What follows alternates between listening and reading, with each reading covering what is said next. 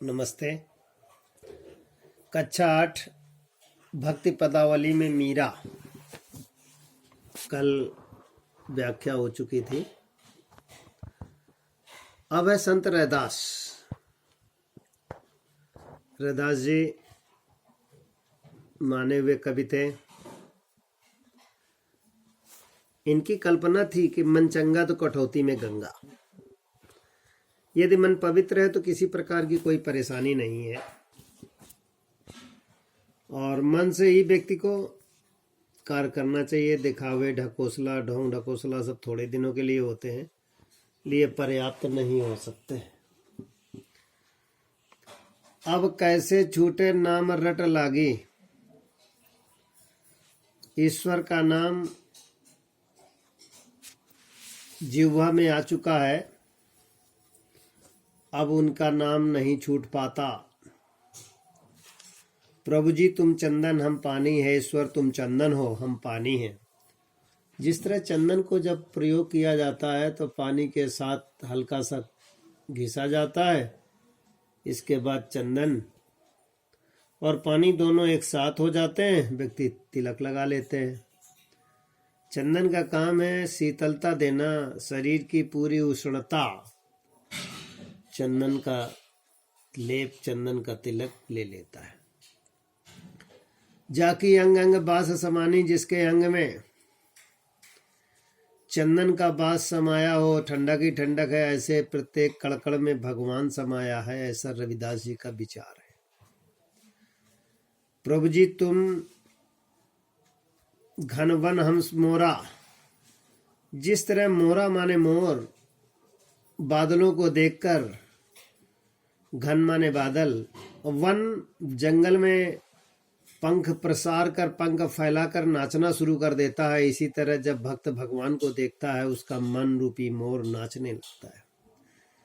जैसे चितवत चंद चकोरा, जिस तरह चंद्र चंद्रमा को चितवत माने देखता है चकोर। चकोर एक पक्षी है जो चंद्रमा की सुंदरता से मोहित हो जाता है, रात भर देखता है। चकोर, चकवा और चकवी ये ऐसे पक्षी हैं कि दिन में तो साथ रहते हैं, मेल और फीमेल, नर और मादा, लेकिन जैसे शाम होती है एक नदी के इस कोने में आ जाता है, एक उस कोने में, रात भर एक दूसरे को चिल्लाते रहते हैं।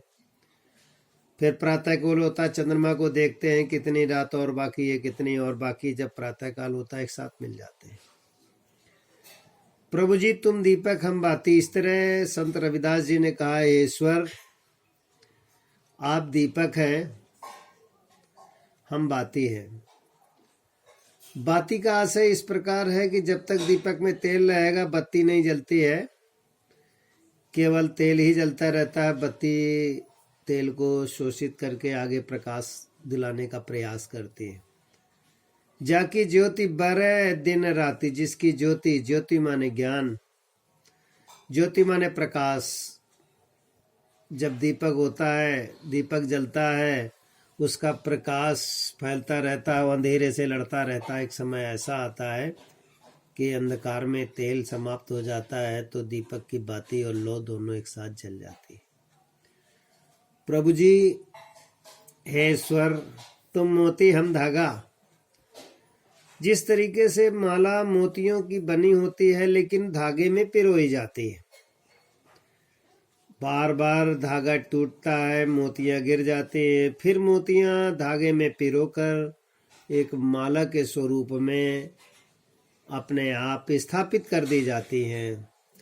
ऐसी भक्ति करे रैदास। रैदास जी कहते हैं हमें ऐसी भक्ति करना चाहिए जो ईश्वर और भक्त दोनों एक दूसरे के सहयोगी होते हैं। भक्ति मन से होती है, भक्ति ढोंग ढकोसला बनावटी नहीं होती, और भक्ति में ही शक्ति होती है। और शक्ति जब मिल जाती है, भक्ति में मोक्ष मिलता है, भक्ति में ईश्वर के दीदार होते हैं। जब ईश्वर के दीदार हो जाते हैं, दर्शन हो जाते हैं, तो व्यक्ति माया मोह के झंझटों से दूर हो जाता है। से संत रविदास जी की विचार है कि वास्तव में ये जीवन एक न जाने कितने लाख योनियों के भटकने के बाद एक मानव शरीर मिलता है। कुछ विद्वानों ने कहा भी है, बड़े भाग तन मानस पावा, इस संसार में शरीर बड़े भाग्यशाली लोग मिलते हैं। अब प्रश्नोत्तर इस प्रकार है। रैदास चंदन रूपी प्रभु के स्वयं स्वयं क्या बताते हैं? चंदन रूपी से बताते हैं, ईश्वर तुम चंदन हम पानी। रैदास भगवान से अपना संबंध कैसे मानते हैं? दीपक और बाती की तरह। रैदास जब प्रभु को दीपक बताते हैं तो स्वयं को क्या कहते हैं? स्वयं को जब रविदास जी प्रभु को दीपक बताते हैं तो स्वयं को ज्योति बताते हैं। इस तरीके के प्रश्नोत्तर बालक लिखेंगे और याद करेंगे।